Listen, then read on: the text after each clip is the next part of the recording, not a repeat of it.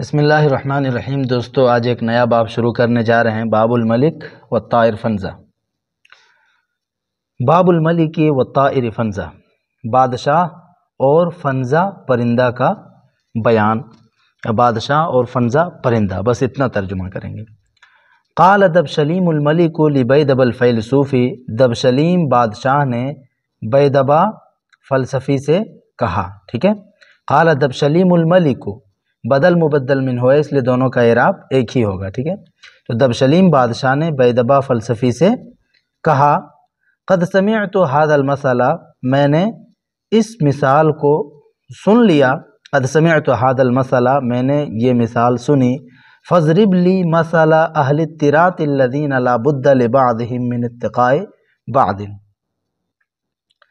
فاضرب لی، پس آپ مجھ سے بیان کریں، مثلا اہل التراث الذین، ان بدلہ لینے والوں کی مثال، ٹھیک ہے۔ تیرۃ جمع تراث، اس کا مطلب ہوتا ہے بدلہ، الثأر بدلہ، تو مثلا اہل التراث الذین، ان بدلہ لینے والوں کی مثال، بدلہ اہل التراث بدلہ لینے والے، ٹھیک ہے۔ تو مثلا اہل التراث الذین، ان بدلہ لینے والوں کی مثال بیان کریں مجھ سے، لا بد لبعضهم، جن میں سے بعض کے لیے ضروری ہے، من اتقاء بعض، بعض سے بچنا،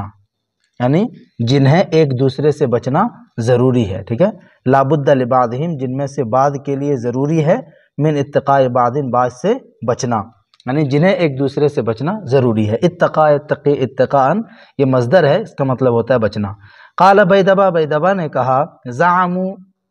لوگوں کا کہنا ہے، ان ملکن من ملوک الہند، کہ ہندوستان کے بادشاہوں میں سے ایک بادشاہ، ہندوستان کے بادشاہوں میں سے ایک بادشاہ، کان یقال لہ بریدون، جس کو بریدون کہا جاتا تھا، کان یقال، جس کو کہا جاتا تھا، بریدون، بریدون، بریدون یہ اس کا نام تھا۔ وکان لہ طائر یقال لہ فنزہ، اور اس کا ایک پرندہ تھا، وکان لہو، اور اس کے لیے، یعنی اس کا، طائرن ایک پرندہ، کانا تھا، یقال لہو جس کو کہا جاتا تھا، فنزۃ، فنزہ، یعنی جس پرندے کا نام فنزہ تھا۔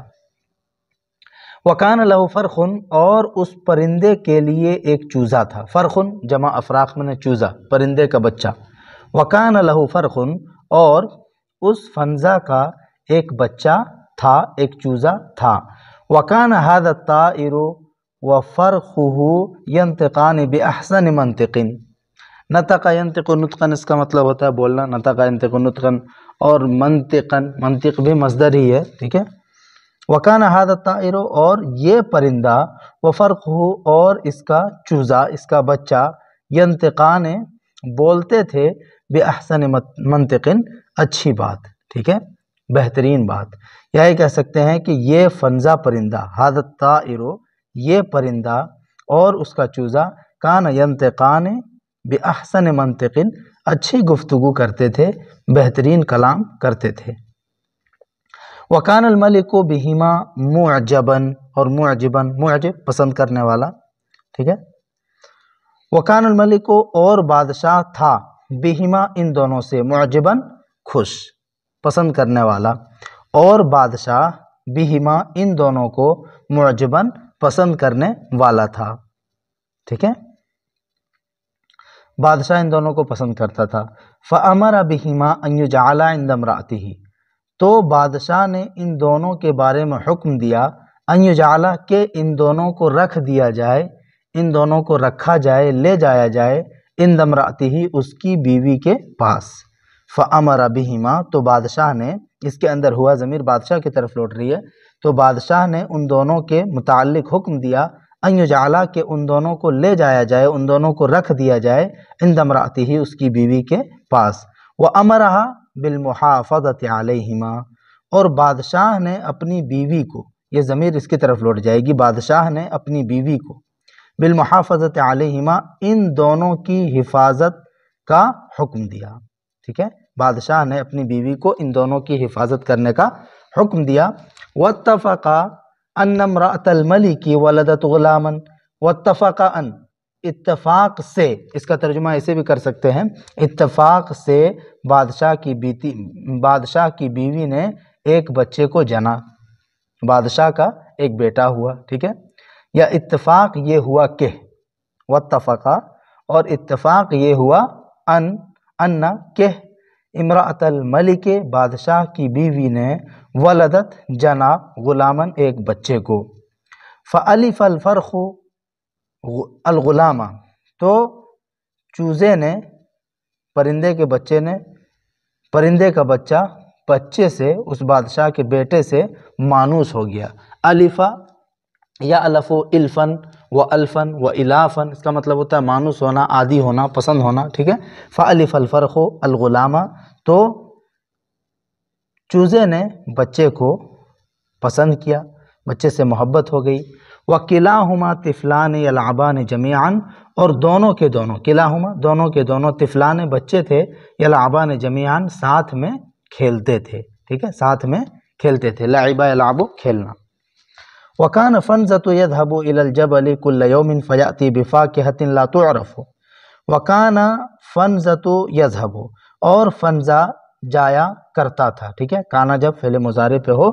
تو جیسے ماضی استمراری کا معنی دیتا ہے اسی طرح یہاں دے گا۔ وکان فنزۃ، اور فنزہ تھا، یذهب جایا کرتا تھا،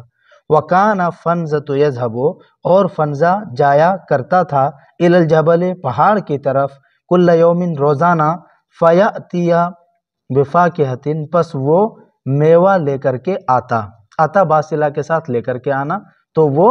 ایک ایسا میوہ لے کر کے آتا، لا تعرف، جس کو جانا نہیں جاتا تھا، یعنی نیا نیا، ٹھیک ہے، نیا پھل لے کر کے آتا تھا۔ فیأتی بفاکہۃ، پس وہ ایسا پھل لے کر کے آتا تھا، فیأتی، پس وہ آتا تھا، بفاکہۃ، ایسے پھل کو لے کر کے، ایسے میوے کو لے کر کے، لا تعرف، جس کو نہیں جانا جاتا تھا، یعنی جو پہچان میں نہیں آتا تھا، نیا نیا لے کر کے آتا تھا۔ فیطعم ابن الملک شطرہا، شطر، اطعم یطعم میں نے کھلانا، اور شطر جمع اشتر، و شطور اس کا مطلب ہوتا ہے آدھا کسی چیز کا، ہاں، جز۔ فیطعم ابن الملک شطرہا، پس بادشاہ کے بیٹے کو وہ اس میوے کا آدھا کھلا دیتا، پس وہ بادشاہ کے بیٹے کو اس میوے کا آدھا کھلا دیتا، ویطعم فرخہ شطرہا، اور اس کا آدھا اپنے بچے کو، اپنے چوزے کو کھلاتا۔ فاسرع ذلک فی نشاطہما، تو اس چیز نے تیزی کی، فی نشاطہما، ان دونوں کی نشو و نما میں، ان دونوں کی پرورش میں، یعنی اس پھل کو کھا کر کے جلدی جلدی بڑے ہونے لگے۔